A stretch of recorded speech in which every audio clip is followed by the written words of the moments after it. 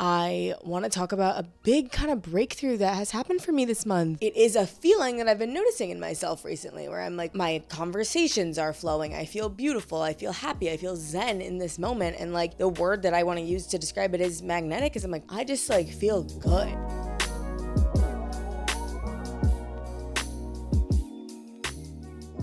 Woo! Welcome back, guys, to Too Smart for This. Wow.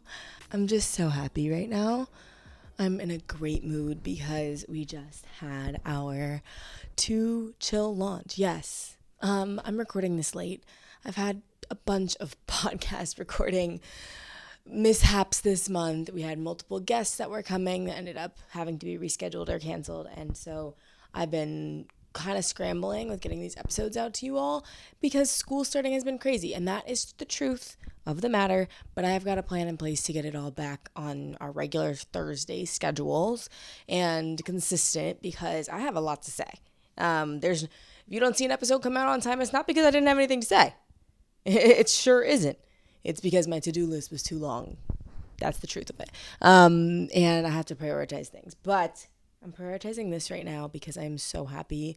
And I want to talk about a big kind of breakthrough that has happened for me this month and how I think it kind of like applies to this season on this show of coming full circle with why I really started Too Collective and Too Smart for This, which was this idea that like it's all within you, and when you're more yourself, instead of trying to stop being too whatever of whatever anyone has deemed you as, when you are more yourself, life is so much better. And so here's how this started.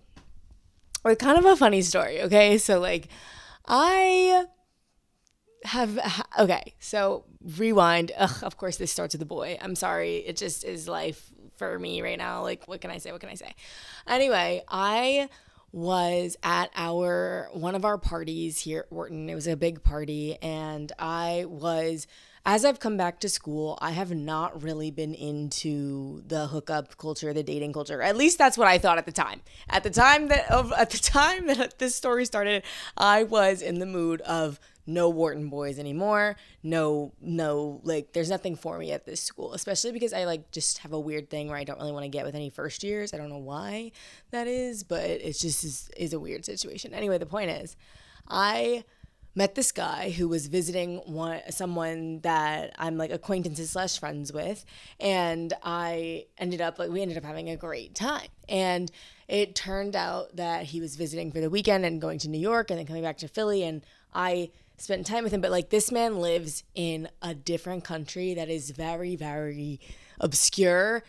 No, it's not very, very obscure. It's like a very famous country, but it's just somewhere that's like more of a vacation destination. Like, most people don't really live there. So because he was going, and it's also like multiple hours and multiple flights away. So obviously there was no world in which the two of us could be together like long term. So I guess I didn't even like register that when this was happening. And so I just was like focused on just having fun and like knowing that it didn't have to like last forever and that I was just having fun. And like that made me appreciate it so much more, because I wasn't doing this as in my romantic rendezvous is what I've been calling it to my friends with this man, where we like hung out in New York for days and then hung out in Philly for days. And like, I just had so much fun spending time together, like just pure chaos. That little rendezvous reminded me and taught me something that only a good girlfriend of mine, because we all know the importance of connection and your girlfriend's helping you synthesize information. A good girlfriend of mine said that, isn't that so amazing? Because it was fleeting. And fleeting things can be beautiful too, and they don't always have to be permanent for us to enjoy them, or they don't always have to have the chance of turning into something permanent for us to enjoy them. And maybe this is something that everybody else knew before me, which half the time I feel like I'm kind of saying on this show, but that is something that really helped me unlock my problem with perfectionism. And perfectionism is a theme we've talked about on the show many, many times. One book that really helped me with my perfectionism journey was The Perfectionist Guide to Losing Control.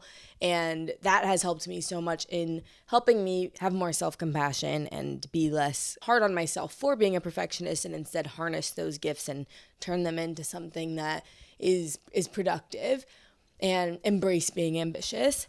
But this specific instance with this man helps me recognize that one of my perfectionist tendencies is to assign permanence to things. So for example, if someone is a good friend of yours and they do one thing that bothers you and you decide to completely cut them off, part of the reason that you decided to completely limit your connection with that person is because you assigned permanence to the temporary negative situation.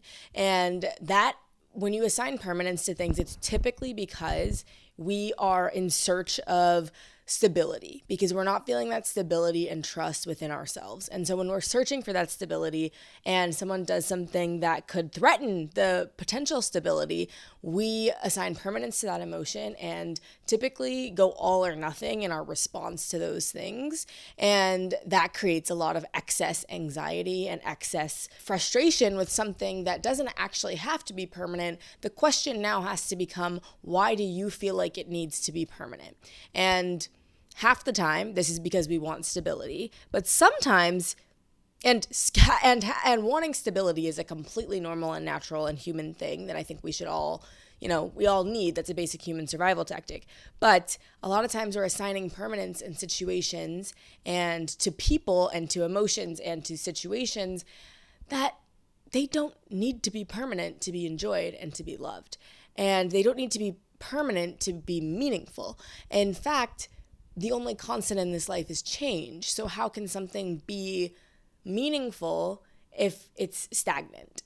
And I think that this is why, I guess this is more of like one of the themes I've learned in my 25th year of life, of things can change and can be chaotic and there can be multiple things that are true at once. But more importantly, like, if you're not doing it because you want to, then why are you doing it?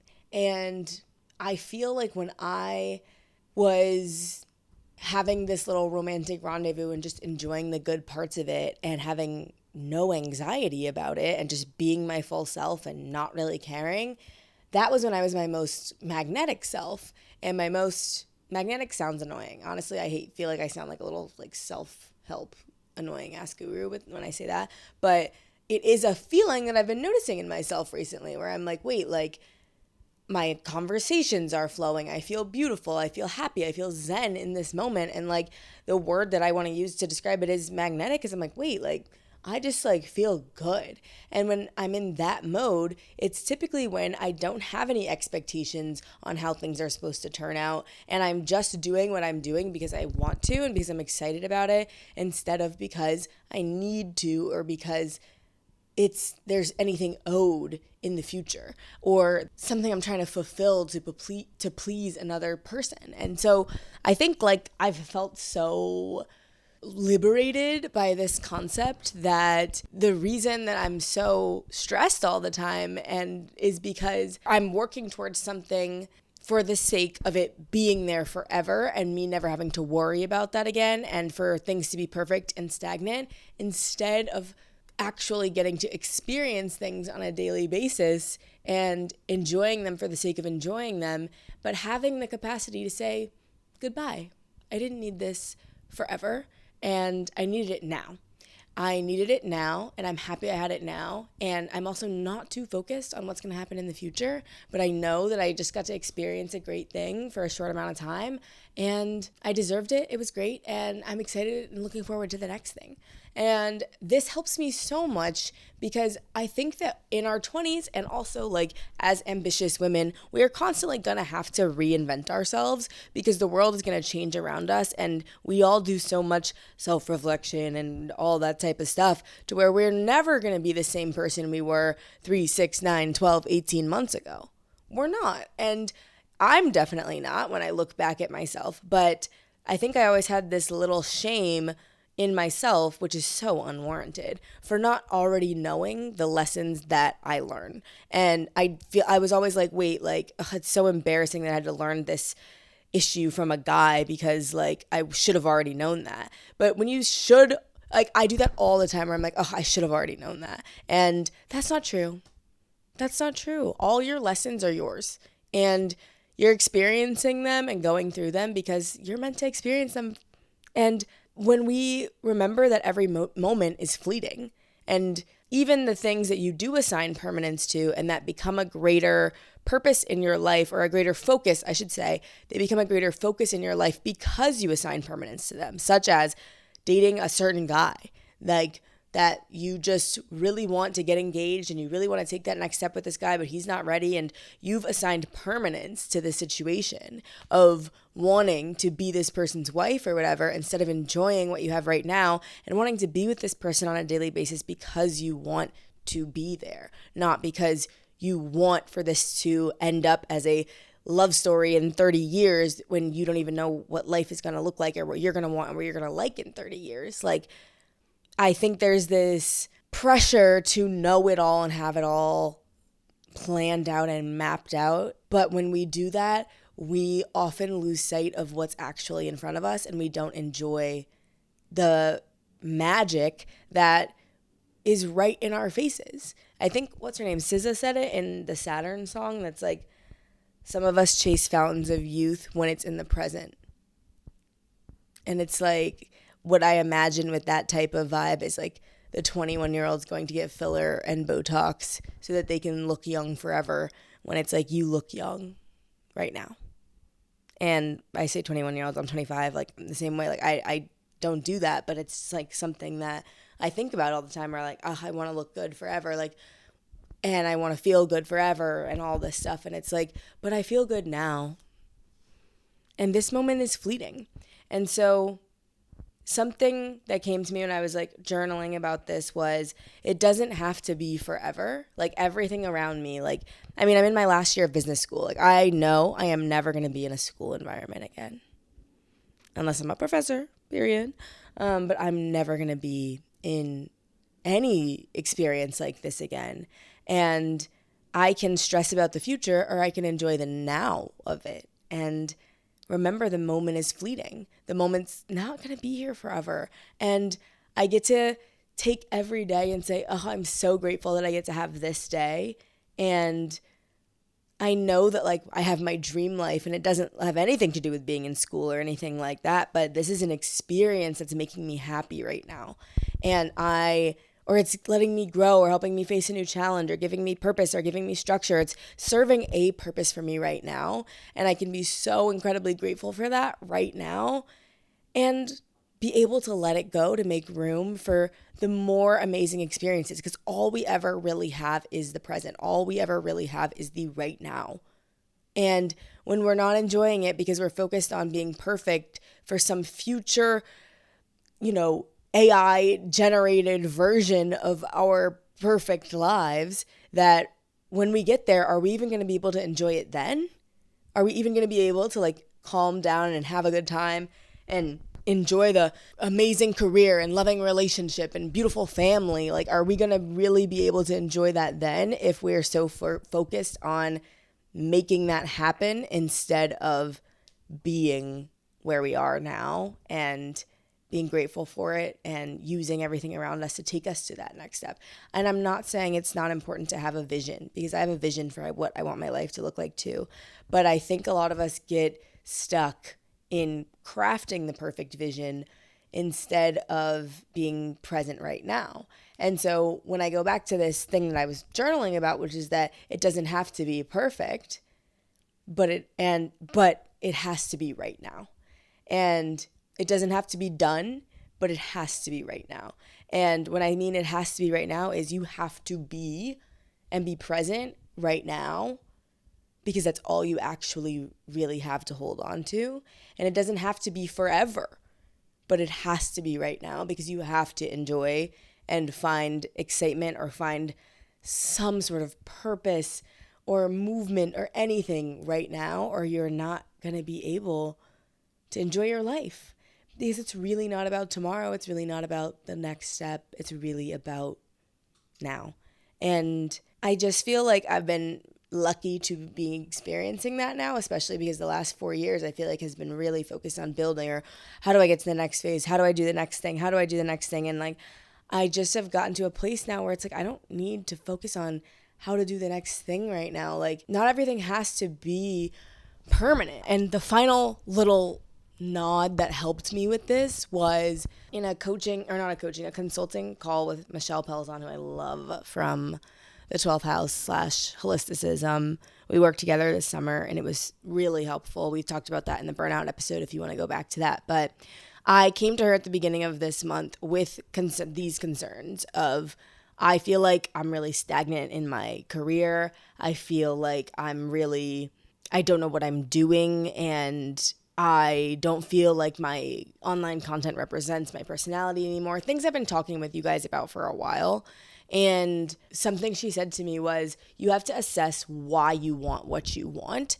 And it can be as simple as you want what you want because you want to have that experience while you are a human in this life. And that is a valid enough reason for you to want something. And if you have to be aware of why you want things in order to go after them. Like, I think we all know, like, we all wanted like academic prestige and stuff. And that was at its core a stability play, so that we would be able to have financial stability and be able to like thrive in this capitalist society or whatever. Like, that's a reason why we all wanted to like do well in school, get good grades, go to good colleges, whatever. But then you have to think about it. Now that you've gotten to this place, wherever you are, and you have these goals, whatever they are for your future, why do you want them? And sometimes it's a deep-rooted thing where you're trying to heal some sort of trauma. And sometimes it's just because you want that experience. And that's okay. Because as long as you actually are fully present when you're getting that experience, then it doesn't matter, because everything really is fleeting. And so as long as you are present and clear about why you want what you want and honest about what you actually want, I think that that's a recipe for a really fulfilling life, where every day you wake up, you're grateful for what's in front of you, excited about what's coming too, and, you know, not afraid of the challenges that are going to inevitably arise, because you know that they're going to lead you to something better long term, and they're going to teach you something, and that the universe is always creating something positive for you behind the scenes, even when it doesn't feel like it. And I really feel like when you let go of the idea of things needing to be perfect so that they can be permanent and that you can never feel negative emotions again, instead start to rely on yourself, or being able to process those negative emotions when they show up for you in the future, and be able to process the fact that not everything is fleeting, but you enjoyed it while you had it, or that not everything is perfect, but you enjoyed it while you had it, and are just grateful for life as a human. I really think life gets so much better.